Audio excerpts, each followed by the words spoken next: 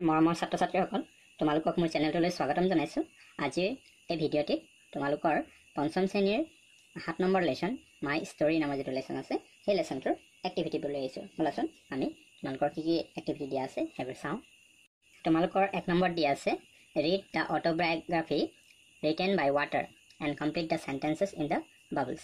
মানে পানীয়ে লিখা যিটো অটোবায়োগ্ৰাফি বা আত্মজীৱনী সেই আত্মজীৱনটো পঢ়িব কৈছে আৰু এই যিকেইটা বাবল এই বাবল দিয়া চেণ্টেন্সখিনি কমপ্লিট কৰিবলৈ কৈছে। প্ৰথম দিছে আই হেল্প টু, মানে মই সহায় কৰোঁ, এই দুটা লিখিব লাগিব। ইউ চি মি, তুমি মোক দেখা। আই ডোণ্ট লাইক, মই ভাল নাপাওঁ। এইখিনি কি কি হ'ব ব'লাচোন চাওঁ। প্ৰথম তোমালোকে এইটো লিখিবা আই হেল্প টু, এই দুটা লিখিবা। Remain clean, fresh and beautiful. Grow' plants and trees, তাৰমানে পানীয়ে কিহত সহায় কৰে আমাক ক্লিন পৰিষ্কাৰ হৈ থাকিবলৈ, ফ্ৰেছ সজীৱ বা বিউটিফুল ধুনীয়া হৈ থকা, নহয়নে? তাৰপিছত গ্ৰ' প্লাণ্টছ এণ্ড ট্ৰিজ, তাৰমানে গছ পুলি বৃদ্ধি হোৱাত সহায় কৰে। তাৰপিছত নেক্সট তোমালোকৰ আছিলে যে ইউ চি মি, তুমি মোক দেখা। ক'ত দেখা পাওঁ এই পানী? অল এৰাউণ্ড ইউ, চাৰিওফালে দেখা পাওঁ। ইন চিজ এণ্ড লেকছ, সাগৰ আৰু হ্ৰদত দেখা পাওঁ। আৰু শেষত কি আছিল? আই ডোণ্ট লাইক, মই ভাল নাপাওঁ। To be polluted with dirty things, মানে লেতেৰা বস্তুৰ দ্বাৰা প্ৰদূষিত হ'বলৈ মই ভাল নাপাওঁ। এনেকৈ বুলি পানীয়ে কৈছিলে নে? আৰু টু বি ৱেষ্টেড, আৰু মই অপচয় হ'বলৈও ভাল নাপাওঁ। এতিয়া বোলে নেক্সট এক্টিভিটিটো কৰোঁ আমি। তোমালোকৰ নাম্বাৰটোত দিয়া আছে let's learn a few words, বোলে আমি কেইটামান শব্দ শিকোঁ বুলি কৈছে। Read the words which have the same meaning as beautiful, তাৰমানে এই যিকেইটা ৱৰ্ড দিছে মাজত বিউটিফুল লিখা আছে, মানে এই বাকী ৱৰ্ড চাৰিটাইও কি বুজায়? এই বিউটিফুলৰ নিচিনা ছেইম মিনিং বুজায়, অৰ্থ বুজায়। যেনেকৈ বিউটিফুল মানে ধুনীয়া, pretty, attractive, charming, good looking, এইবোৰো ধুনীয়া বুজায়। এতিয়া নাও make sentences using the words in the book. এতিয়া এই ৱৰ্ডবোৰেৰে কি কৰিব কৈছে? তোমালোকক চেণ্টেন্স মানে বাক্য গঠন কৰিবলৈ দিছে। এই তলত তোমালোকক ব্লেংক দিয়া আছে আৰু এই বক্সত যে 6টা ৱৰ্ড দিয়া আছে, good looking, charming, beautiful, attractive, pretty, handsome, এইকেইটাৰে মানে চেণ্টেন্স বাক্য বনাব লাগে। ব'লাচোন কি কি হ'ব আমি চাওঁ। প্ৰথম যিটো গুড লুকিং আছিলে, গুড লুকিং মানে ভাল দেখা। তোমালোকে এনেকৈ লিখিব পাৰা যে his dress is good looking, মানে তেওঁৰ যিটো পোচাক সেইটো মানে দেখিবলৈ ভাল। তাৰপিছত চাৰ্মিং, চাৰ্মিং মানে ভাল লগা। She is charming young lady, এনেকৈ লিখিব পাৰা, মানে তাই এগৰাকী ভাল লগা যুৱতী। বিউটিফুল মানে ধুনীয়া, ইউ আৰ বিউটিফুল, তুমি ধুনীয়া। এট্ৰেক্টিভ মানে আকৰ্ষণীয়, হাৰ লুকছ আৰ ভেৰি এট্ৰেক্টিভ, তাইৰ যিটো লুকছ সেইটো খুব আকৰ্ষণীয়। নেক্সট প্ৰিটি, প্ৰিটি মানে সুন্দৰ বা বিউটিফুল একেই কথা। C is a pretty girl, তাই এগৰাকী সুন্দৰ বা সুন্দৰী ছোৱালী। নেক্সট হেণ্ডচাম, হেণ্ডচাম মানে সুঠাম, দ্য বয় ইজ হেণ্ডচাম, ল'ৰাজন মানে সুঠাম। এতিয়া বোলা নেক্সট এক্টিভিটি কৰোঁ। তোমালোকৰ নাম্বাৰ 3 দিয়া আছে লুক এট দ্য পিকচাৰ্ছ, মানে ছবিবোৰলৈ চোৱা। এই যে তলত ছবি দিয়া আছে, এইটো এখন ছবি, এইটো এটা, এইটো এটা, এই 3টা ছবি চাবলৈ কৈছে। ৰিড দ্য চেণ্টেন্সেছ, আৰু তলত তোমালোকৰ এই বাক্য দিয়া আছে, এই বাক্যবোৰ পঢ়িবলৈ দিছে। ঠিক আছে, প্ৰথম 1 নম্বৰটো চোৱা। Arun Das is a bus driver, এই মানুহজন হৈ আছে, এওঁৰ নামে অৰুণ দাস, তেওঁ এজন বাছ ড্ৰাইভাৰ হয়, বাছৰ চালক। হি ড্ৰাইভছ এ বাছ, আৰু তেওঁ বাছ এখন চলায় বুলি কৈছে। নাও হি ইজ এছলিপ, এতিয়া তেওঁ শুই আছে বুলি কৈছে।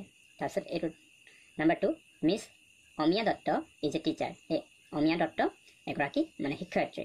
C teaches English in a school, আৰু তেখেতে এখন বিদ্যালয়ত মানে ইংৰাজী পঢ়ায়। Now she is in the market, আৰু তেখেত বৰ্তমান ক'ত আছে? মাৰ্কেটত, মানে বজাৰত আছে।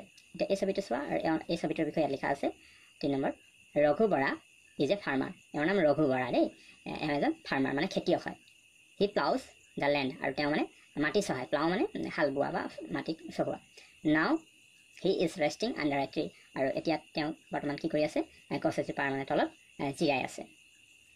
এতিয়া তোমালোকৰ তলত আৰু এটা টেবুল দিয়া আছে, ব'লাচোন এইটো আমি পঢ়ি চাম। ইয়াত দিছে what happens today and every day, ইয়াত দিয়া আছে what happen in the past, আৰু ইয়াত দিয়া আছে what is likely to happen in the future. প্ৰথম তোমালোকৰ ইয়াত দিছে যে যিটো what happens today and every day, মানে আজি আৰু সদায় মানে কি হয়, মানে যি ঘটে আৰু সেইটো। অৰুণ দাস ড্ৰাইভছ এ বাছ, অৰুণ দাসে কি কৰে? আমি পাই আহিলোঁ যে তেখেতে মানে বাছ চলায়। আৰু মিছ অমিয়া দত্ত টিচেছ ইংলিছ, অমিয়া দত্তই কি কৰে? ইংৰাজী মানে পঢ়ায়। তাৰপিছত ৰঘু বৰা প্লাউজ দ্য ফিল্ড, আৰু ৰঘু বৰাই কি কৰে? সদায় মানে মাটি চহায়, হয়নে? আৰু what happen in the past, যদি আমি অতীতত চাওঁ কি? Arun Das drove a bus, এনেকৈ লিখিব লাগিব, মানে অৰুণ দাসে বাছ বা গাড়ী চলাইছিল। তাৰপিছত মিছ অমিয়া দত্ত টট ইংলিছ, মানে অমিয়া দত্তই ইংৰাজী পঢ়াইছিল। তাৰপিছত Raghu Bora ploughed the field, মানে ৰঘু বৰাই ফিল্ডখন বা পথাৰখন চহাইছিল। তাৰপিছতে what is likely happen in the future, মানে ভৱিষ্যতৰ কথা কৈছে দেই। Arun Das will drive the bus, তাৰমানে অৰুণ দাসে গাড়ী চলাব। বাছখন চলাব মিছ অমিয়া দত্ত উইল টিচ ইংলিছ আৰু অমিয়া দত্তই ইংৰাজী পঢ়াব আৰু Raghu Bora will plough the field আৰু ৰঘু বৰাই মানে পথাৰখন চহাব তো ইয়াত আমাৰ তিনিটা দিয়া আছে এইটো বৰ্তমান এইটো অতীত আৰু এইটো ভৱিষ্যতৰ এতিয়া নেক্সট এক্টিভিটি কৰিবলৈ তোমালোকৰ 4 নম্বৰ এক্টিভিটি দিয়া আছে read the autobiography of water again মানে ৱাটাৰ যিটো অটোবায়োগ্ৰাফি আছিলে সেইটো আকৌ পঢ়িবলৈ দিছে and underline the following words living dancing flying help polluted wasted they all describe actions তাৰপিছতে পঢ়ি মানে এইকেইটা word living dancing flying help polluted wasted এইকেইটা আণ্ডাৰলাইন কৰিব মানে তলত আস্থা নিব কৈছে now complete the table with action words তাৰপিছত এই যিটো টেবুল দিছে এই টেবুলত মানে একশ্যন ৱৰ্ড বা ভাৰ্ব এইবোৰ ভাৰ্ব বুলি কোৱা হয় বা ক্ৰিয়া এইখিনিৰে মানে ফিল আপ কৰিবলৈ দিছে সম্পূৰ্ণ কৰিবলৈ দিছে প্ৰথম আছে ইয়াত লিভছ এইটো এভৰিডে বা টুডে দিছে এইটো মানে প্ৰেজেণ্ট হ'ব হা এইটো পাষ্ট মানে অতীত আৰু এইটো ফিউচাৰ মানে ভৱিষ্যত চ' লিভছ আছে আৰু এইটো পাষ্টত হ'লে কি হ'ব লিভড LIVED ইয়াত লিভড লিখিবা তাৰপিছত ইয়াত আছে ডেন্স ইয়াত কি হ'ব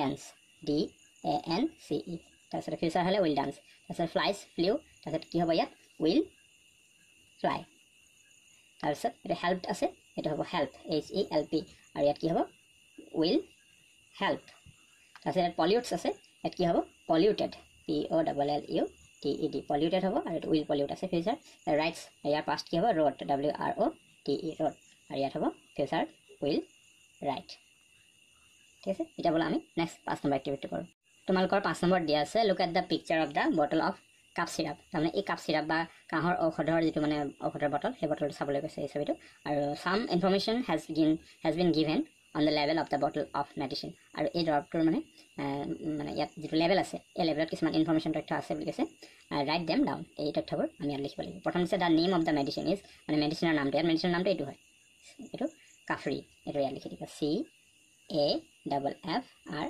এইটো মেডিচিনৰ নামটো ঠিক আছে তাৰপিছত দ্য ডেট অফ মেনুফেকচাৰ মানে প্ৰস্তুত কৰা যিটো ডেট ঔষধটো কেতিয়া প্ৰস্তুত কৰা হৈছিল এইটো ইয়াত কিমান আছে 18/8/2017 তাৰপিছত ইয়াত কি আছে দ্য ডেট অফ এক্সপায়াৰী এইটো এক্সপায়াৰী ডেট তাৰমানে এইটো যিটো ঔষধটো মানে ম্যাদটো কেতিয়া ম্যাদটো উকলি যাব তাৰমানে এই ডেটটোৰ পিছত তাৰমানে আমি ঔষধটো ব্যৱহাৰ কৰিব নোৱাৰোঁ এক্সপায়াৰী ডেটৰ পিছত তো ইয়াৰ এক্সপায়াৰী ডেট আছে 21/7/2020 তো হৈ গ'ল দ্য প্ৰাইচ মানে মূল্য দাম কিমান আছে 47 প্ৰাইচ ইজ ₹47.00 মৰমৰ ছাত্ৰ ছাত্ৰীসকল আজিৰ ভিডিঅ'টোত ইমানেই আছিল ভিডিঅ'টো ভাল লাগিলে লাইক কৰিবা শ্বেয়াৰ কৰিবা আৰু মোৰ চেনেলটো যদি প্ৰথম তেন্তে ছাবস্ক্ৰাইব কৰি ল'বা আৰু ওচৰত থকা বেল আইকনটো প্ৰেছ কৰি দিবা যাতে এনেকুৱা ধৰণৰ ভিডিঅ' পাই থাকা ইয়াৰ নেক্সট ভিডিঅ'ত মই বাকী যিকেইটা এক্টিভিটি আছে সেইকেইটা লৈ আহিম ভিডিঅ'টো চোৱাৰ বাবে ধন্যবাদ